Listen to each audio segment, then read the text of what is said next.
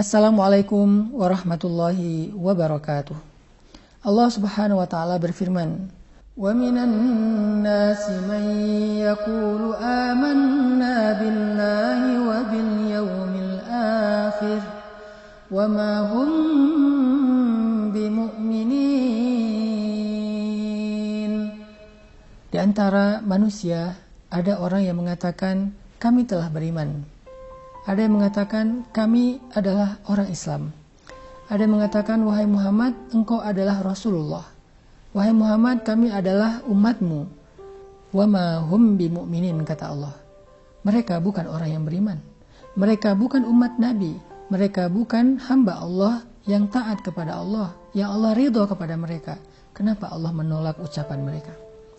Kenapa ada orang yang ketika mengatakan kalimat iman, mengatakan kalimat syahadat, Allah menolak ucapan mereka? Kenapa? Karena jawabannya Allah katakan fi qulubihim marad, hati mereka ada penyakit. Allah tidak melihat ucapan kita lebih dulu. Allah tidak melihat perbuatan kita lebih dulu. Tetapi yang pertama Allah lihat adalah isi hati kita. Sehingga kalau isi hati kita tidak selaras dengan perbuatan kita adalah perbuatan yang baik tapi hatinya buruk, maka Allah akan menolak amal-amal kita. Allah akan menolak ucapan-ucapan kita. Inilah pentingnya kita membersihkan hati dari amradul qulub, dari penyakit-penyakit yang bisa merusak amal kita. Membersihkan hati itu oleh para ulama disebut dengan istilah tazkiyatun nafs, pembersihan jiwa, pembersihan hati. Bagaimana cara kita membersihkan hati kita agar hati itu tidak kotor? Karena sesungguhnya hati itu adalah tempat Allah menyimpan hidayah. Sehingga kalau tempat itu kotor, hidayah itu akan rusak. Hidayah ini seperti sesuatu yang mudah sekali rusak. Dia berharga tetapi gampang rusak. Seperti makanan yang mudah basi.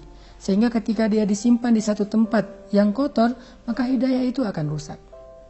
Hati adalah rumah bagi iman, sehingga kalau rumahnya kotor, iman tidak akan nyaman berada di sana. Hati adalah tempat Allah Subhanahu wa taala akan mengilhamkan kebaikan. Tetapi kalau hati itu penuh dengan keburukan, maka ilham-ilham kebaikan dari Allah tidak akan masuk ke dalamnya. Al-Quran, kemudian rahmat Allah, kemudian ide-ide yang baik, semua itu tidak akan masuk ke dalam hati yang kotor. Makanya kita harus rutin membersihkan hati kita. Kita rutin membersihkan perangkat elektronik kita, membersihkan handphone, membersihkan laptop, baik yang fisik ataupun yang softwarenya. Hardwarenya kita bersihkan, softwarenya pun kita bersihkan. Supaya apa? Supaya semuanya bisa berjalan dengan baik. Begitu juga dengan hati. Karena kata Nabi SAW, sesungguhnya di dalam tubuh manusia ada segumpal darah, yang kalau dia baik, seluruhnya ikut baik. Tetapi kalau dia rusak, seluruhnya akan ikut rusak. Maka dia adalah hati. Hati adalah rajanya tubuh manusia. Sehingga ketika dia mensabdakan kalimat yang baik, maka seluruh organ tubuh manusia itu akan melakukan kebaikan. Tetapi kalau raja ini menyampaikan perintah kepada keburukan, seluruh organnya juga akan ikut melakukan keburukan. Yuk kita perbaiki hati kita. Yuk kita bersihkan hati kita. Salah satu cara membersihkan hati adalah dengan istighfar kepada Allah Subhanahu wa taala. Istighfar adalah seperti hujan yang membersihkan bumi dari kotoran-kotoran. Istighfar adalah seperti api yang membersihkan dosa sehingga tidak tersisa. Mudah-mudahan kita bisa membersihkan hati kita dengan memperbanyak istighfar di sepanjang bulan Ramadan. Dan kita juga perlu belajar tentang hal-hal yang membuat hati kita menjadi keras.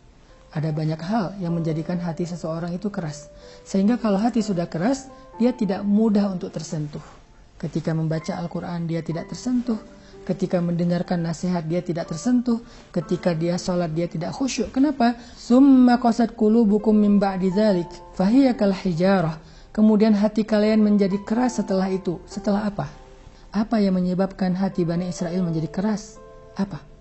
Ternyata yang menyebabkan hati Bani Israel menjadi keras, summa qasat qulubukum min ba'di dzalik, adalah al-jidal, banyak berdebat dengan nabi-nabi mereka.